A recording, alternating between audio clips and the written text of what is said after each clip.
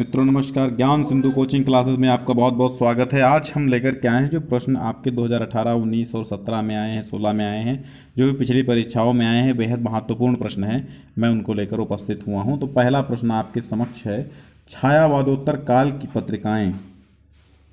छायावादोत्तर काल की पत्रिकाएं कौन सी है? तो मैं आपको दो पत्रिकाएं बता देता हूं। एक तो कादम्बिनी पत्रिका है, कादम्बिनी, और दूसरी पत्रिका आपकी है मतवाला।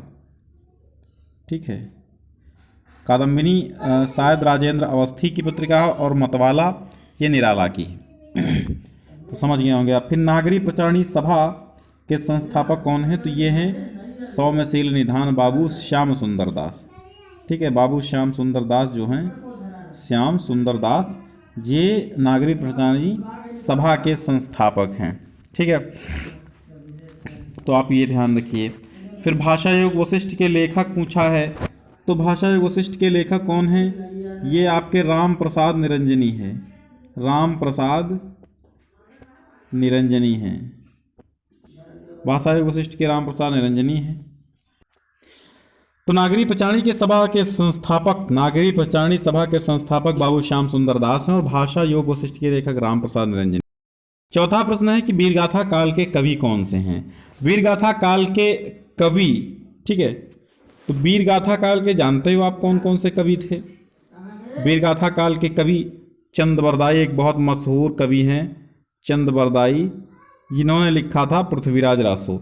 ये वीरगाथा काल के बहुत महत्वपूर्ण और बहुत प्रसिद्ध कवि हैं। इन्हीं को आप याद रखिए, ज़्यादातर नहीं, इन्हीं की चर्चा आती है। ठीक है, आधुनिक हिंदी साहित्य का जनक किसे कहा जाता है? तो ये हैं आपके अपने पसंदीदा और बहुत महत्वपूर्ण आधुनिक हिंदी साहित्य के जनक जो हैं, ये आपके हैं भारतेंदु हरिश्चंद्र जी। ये भारतेंदु हरिश्चंद्र जी हैं। ठीक है, तो ये भी नोट कर लीजिए। और फिर हैं भारतेंदु के सहयोगी लेखक। भारतेंदु के सहयोगी लेखकों में राधाचरण गोस्वामी और बाल कृष्ण भट्ट, प्रताप नारायण मिश्र, तीन लोगों के नाम आप लिख लीजिए। राधाचरण गोस्वामी, बालकृष्ण भट्ट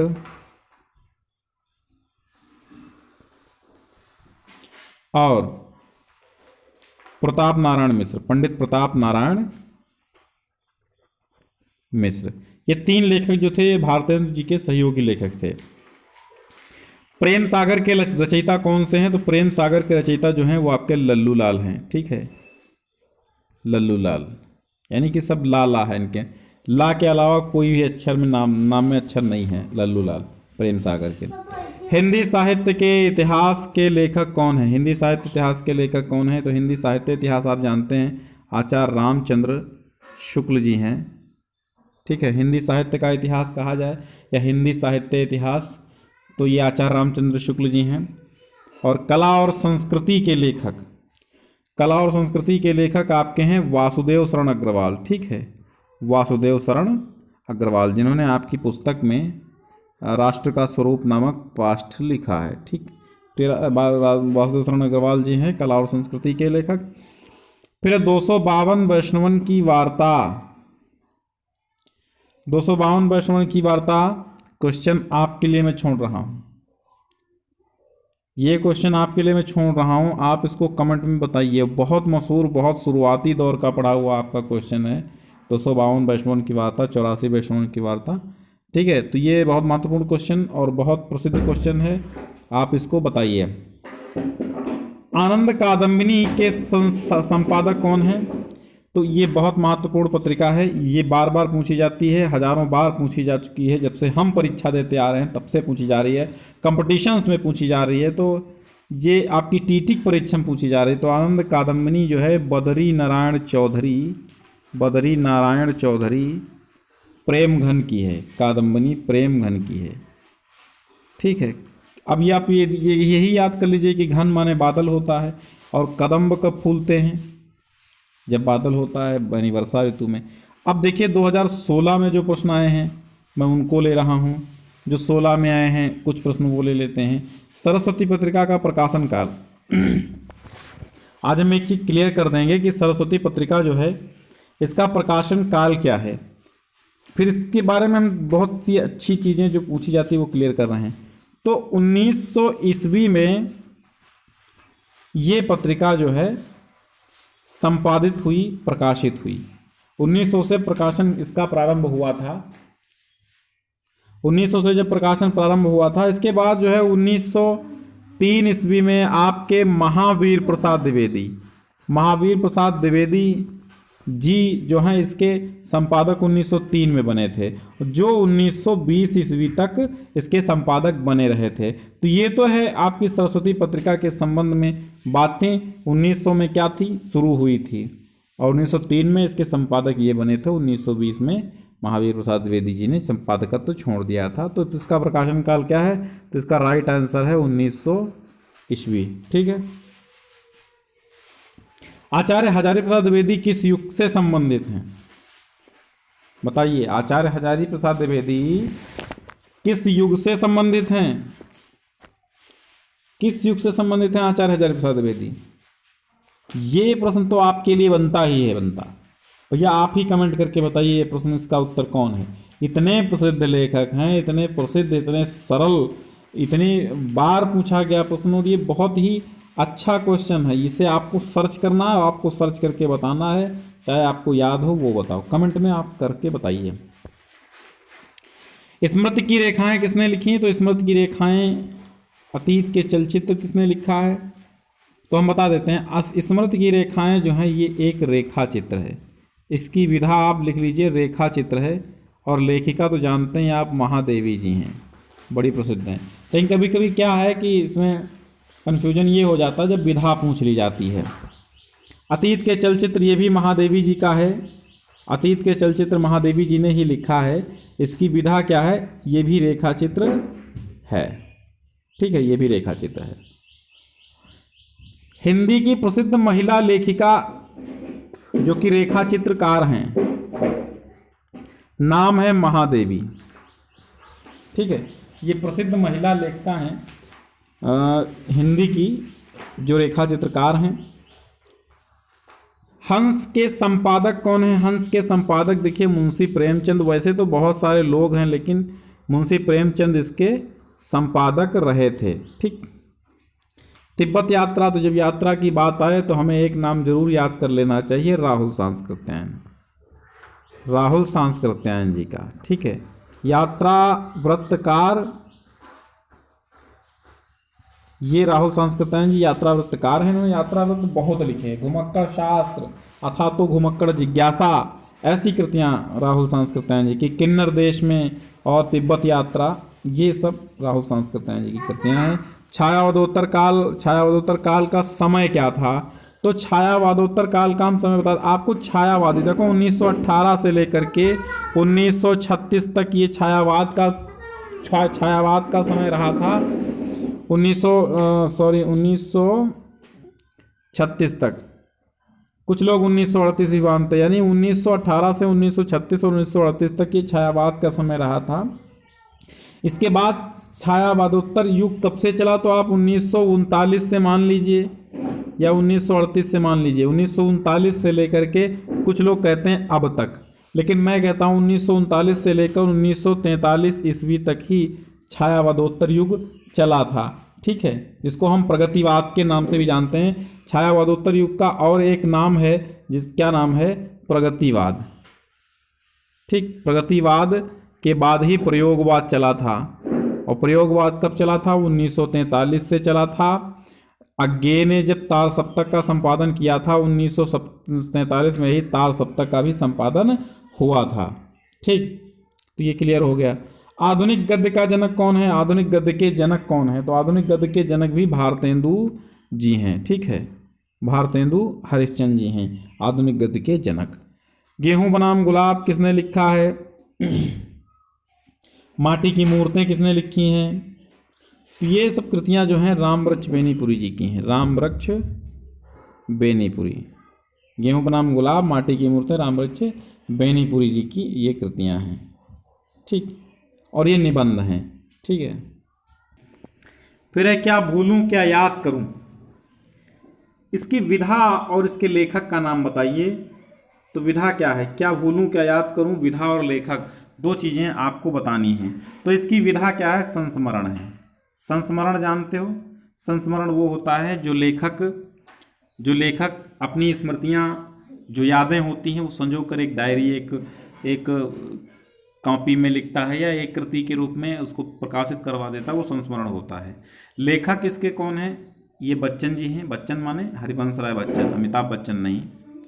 पथ के साथी के रचयिता कौन है? पथ के साथी, तो पथ के साथी ये महादेवी जी ने रचा है, महादेवी वर्मा, ठीक है, महादेवी वर्मा जी ने।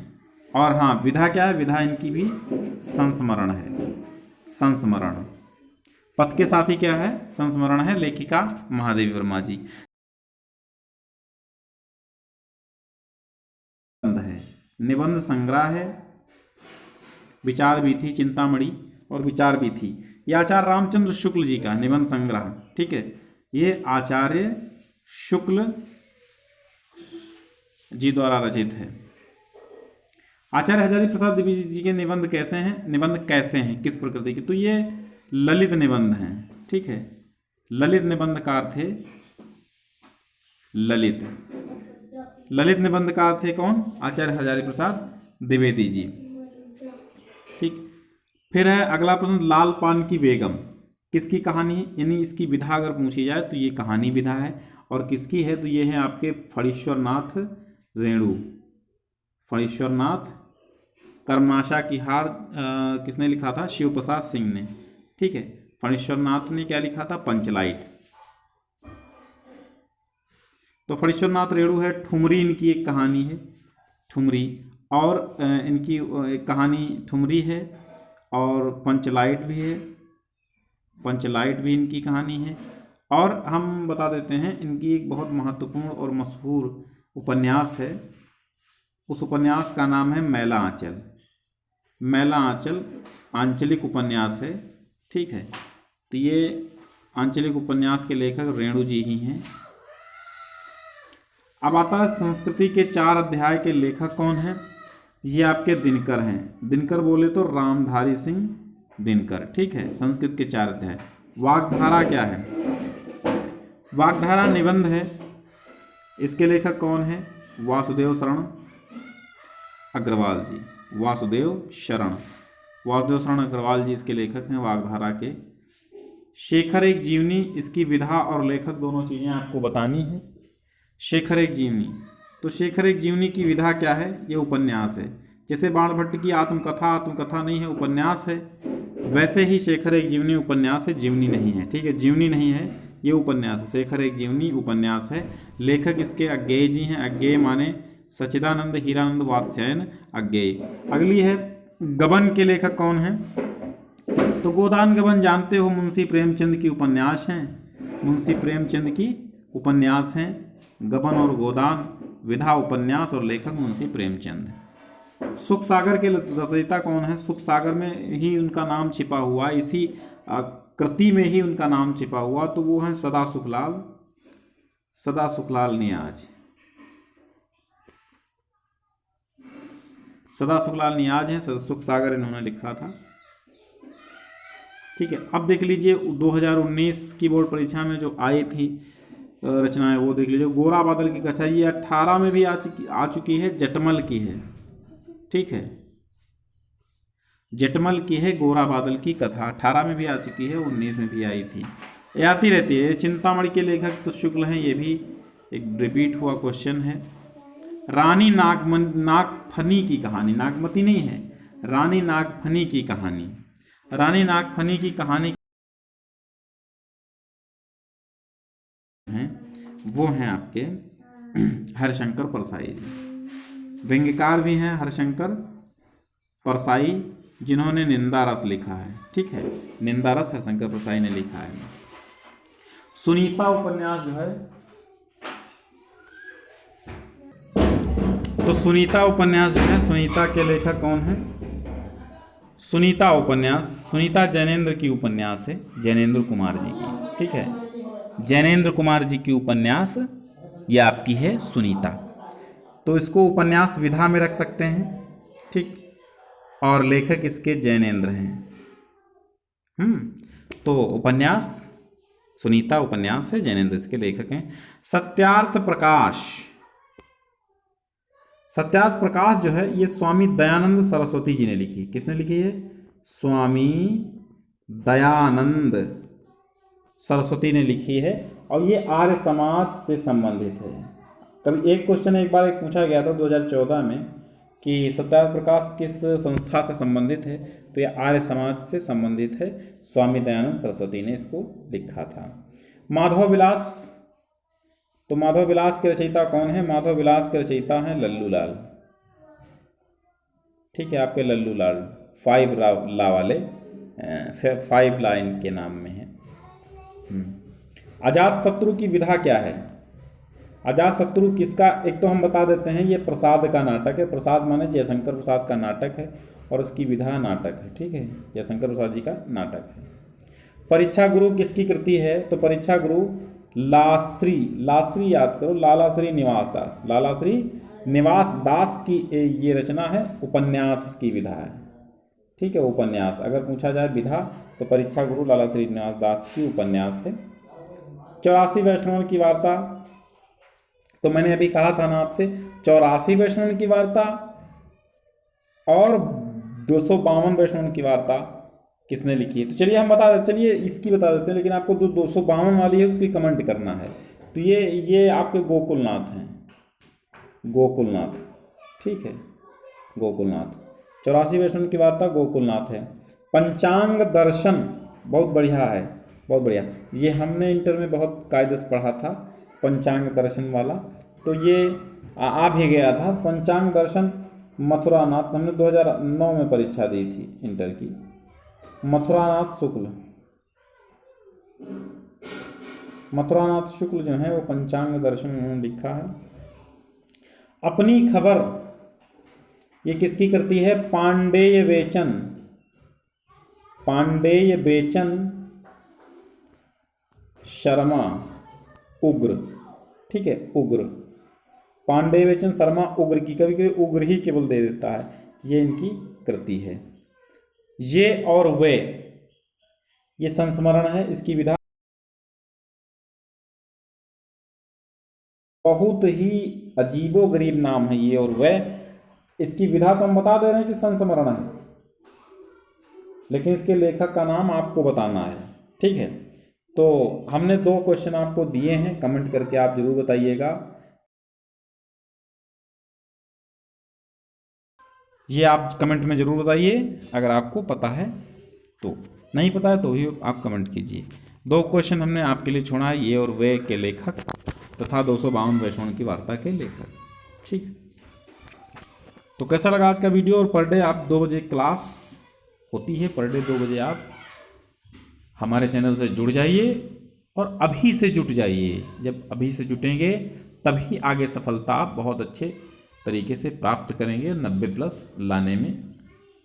ये नहीं है कि हमने कह दिया एक वीडियो में 90+ का स्लोगन लगा दिया, 90+ का वो स्लिप लगा दी, पर्चा लगा दिया लिख के कि 90+ आएंगे हमारे चैनल से, तो आपने एक ही वीडियो मेरा देखा फिर 90+ के नहीं आए, तो इसमें मेरी गलती नहीं है। आप मेरे चैनल से जुड़िए और सारे वीडियो देखिए, फिर 90+ ना आए तो बताना।